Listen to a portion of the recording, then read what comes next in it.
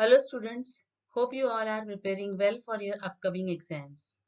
So today we'll do quick revision for our upcoming exam of social study, all the three chapters history, geography and economics. So let's start for recap.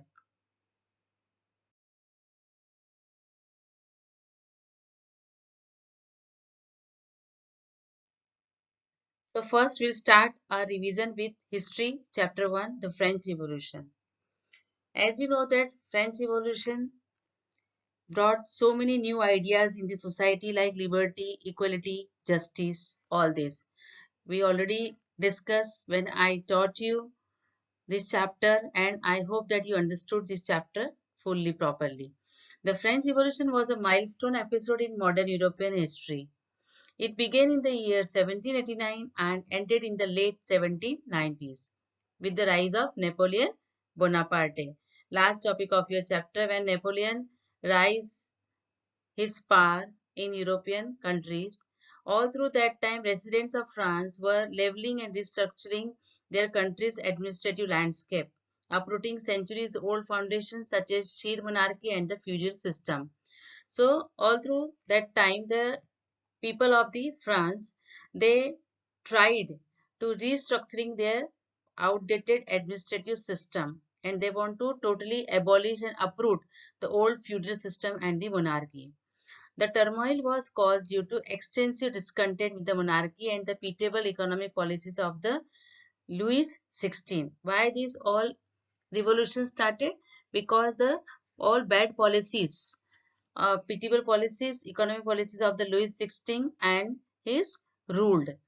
The French Revolution played a critical role in shaping modern nations by showing its goal and at times disintegrated into a Catholic bloodbath. The social and political structure of France was completely changed due to this revolution. So totally this revolution brought so many changes in social and political wise. It came to an end to the French feudalism, monarchy and took political power from the Catholic Church. So this revolution took all the power from the French feudalism and the monarchy, and they took all the main power from the Catholic Church also. It brought new ideas to Europe, including liberty and freedom for the commoner, as well as the abolishment of slavery and the right of women. So, this revolution brought so many changes in the lifestyle of the common people of the French society, and along with this, it abolishes slavery and it gave women rights also. These new ideas continue to influence Europe and help to shape many of Europe's modern day government. So it influenced a lot, not only Europe but whole world.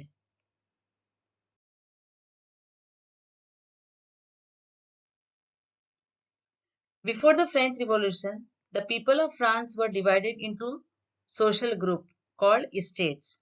That we already learned this. I think you remember first state, second state, and third state. That is the first is clergy, church leaders all, second that the nobles, and the third state common people. Most of the taxes were used to paid by third estate. Most of the taxes burden beared by the third estate people, while the nobility lived lives of luxury and got all the high ranking jobs. So all the high ranking jobs for the noble people, and they enjoyed their life and their privileges. Many of the new political ideas and alliances of the French revolutions were formed in political clubs like Jacobin clubs, the Feuillants, the Cordeliers, and the Pantheon Club. The democratic rights and right to liberty were the most important heritage of the French Revolution. This French Revolution brought for whole world the democratic rights and the right to liberty and justice. This spread from France to the rest of Europe during the 19th century. This spreading this spread at that time from France to whole European countries at the time of 19th century, where feudal systems were totally abolished. Later, these ideas were adopted by Indian revolutionary strugglers also, like Tipu Sultan and Rajaram Mohan Roy. So here we finish our history chapter 1. So you go through your chapter properly, read out it properly, and for your exam, go thorough reading and prepare well. Now next we'll start with geography, chapter 1, India size and location. India is an ancient civilization, but now it is a developing nation. It has shown remarkable progress in various fields. Now, location first. India lies entirely in the northern hemisphere. India's mainland extends between 8 degree 4 inches north and 37 degree 8 inches north latitudes and 68 degree 7 inches east and 97 degree 25 inches east longitudes.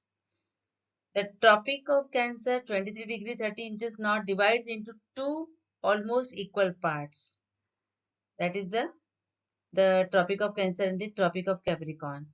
This Tropic of Cancer divide our whole that map in two equal parts. The island group of Lakshadweep and Andaman and Nicobar are also part of India. Now we will discuss about the size. Covering an area of 3.28 million square kilometer, India's total area is 2.4% of the total geographical areas of the world. Whatever the total geographical area, India covered 2.4% of that particular whole area. That is 3.28 million square kilometer. Now, India is the world's seventh largest country with a land boundary of about 15,200 kilometers. Seventh largest country. Among all the largest country, India's rank is seventh. With total length, the coastline being 7,516.6 kilometers. Coastal line area is. India's east-west extent appears to be smaller than the north-south extent. It is longer. India's latitudinal and longitudinal extent is about 30 degree. India's standard time is based on 82.30 degree east meridian, which passes near Mirzapur in Uttar Pradesh. Latitudinal extent influences duration of the day and night. Because of this latitudinal extent, uh, the day and night influence.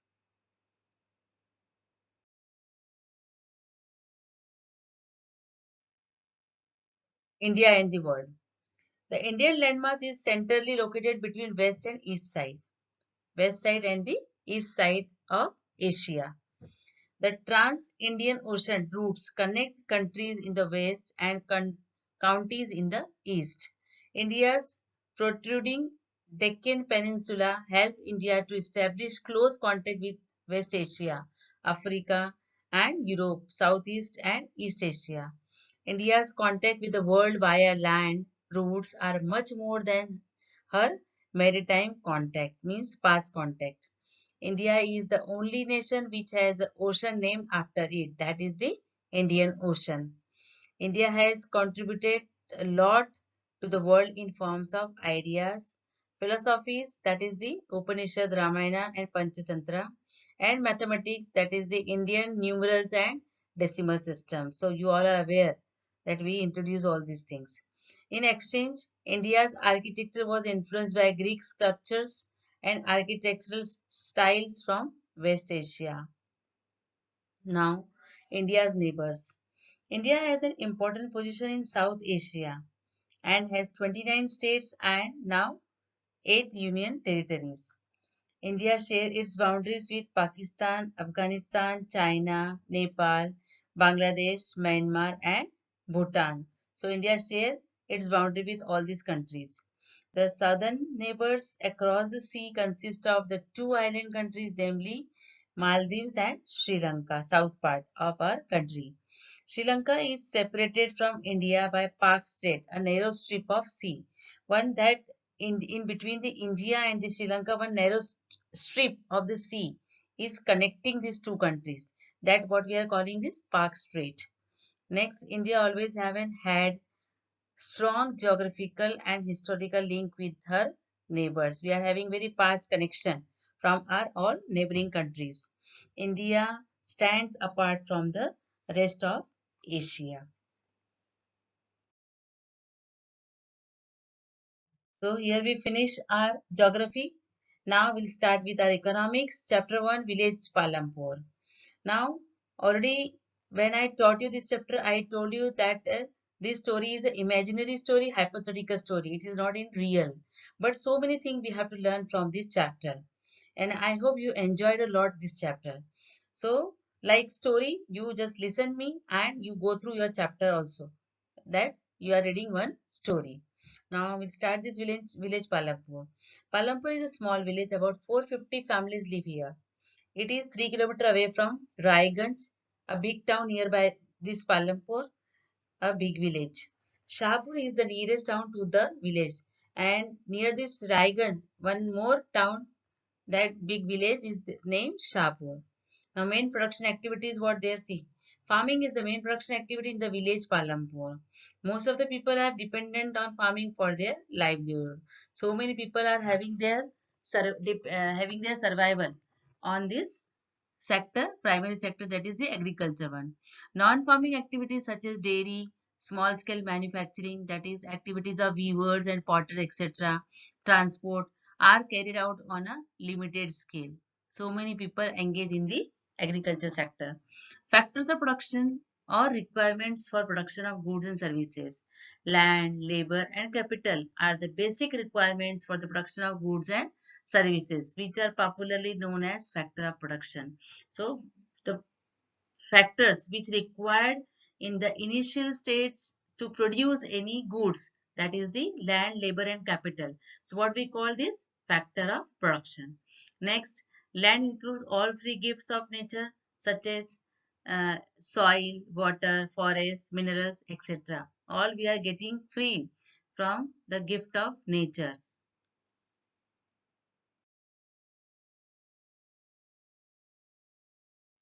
Labor means human efforts, which of course includes physical as well as mental labor. So, what is meant by labor? Labor means what? Human effort.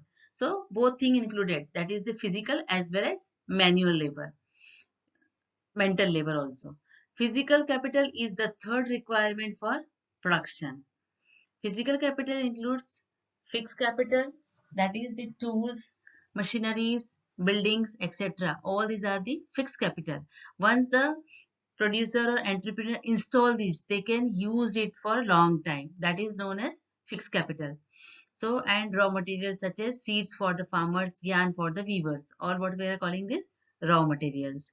Now, important changes in farm activities. Land are under cultivation is virtually fixed. Land is fixed for agriculture purpose. However, some wasteland in India had been converted into cultivable land after 1960s, when day by day population is growing. So people feel that enough production is not enough for this growing population. So they started converting this wasteland into a cultivable land.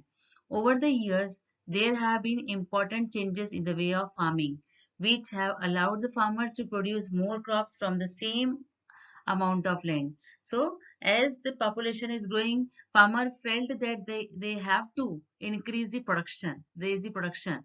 So the production will cope up with the rising population. So they started applying these new methods of production for produce more crops from the same piece of land. These changes include multiple cropping farming, use of modern farming methods.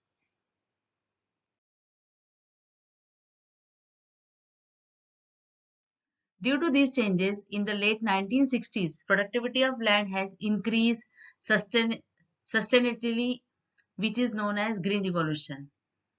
Farmers of Punjab, Haryana, and Western Uttar Pradesh were the first to try out the modern farming method in India. So, sustainable development, sustainable farming, known as Green Revolution, they started. And this started by the farmers of Punjab, Haryana, and Western Uttar Pradesh first. They tried out these modern farming methods in India. Now, labor. After land, labor is the basic factor of production. Small farmers provide their own labor, whereas medium and large farmers make use of hired labor to work on their fields.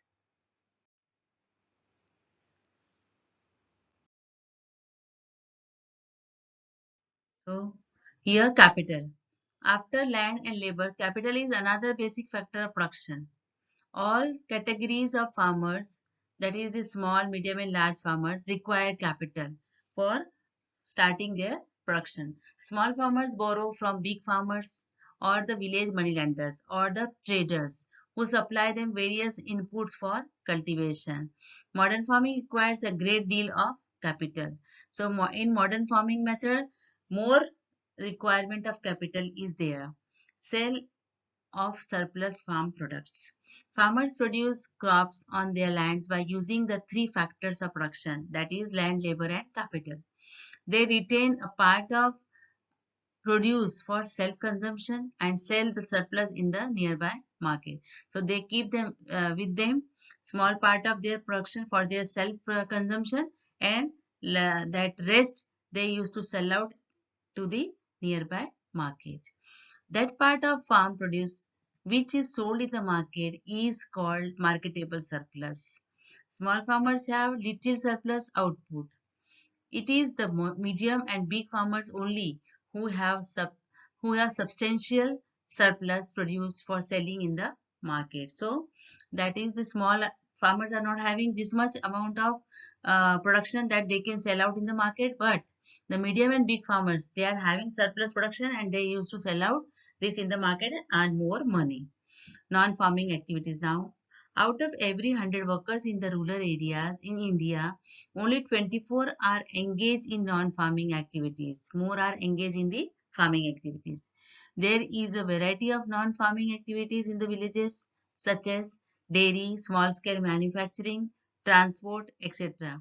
fall under this category. So all these are known as non-farming activities.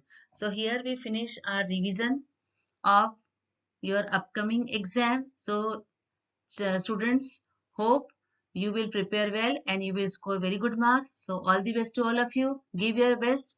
Till that, take care. Okay, bye.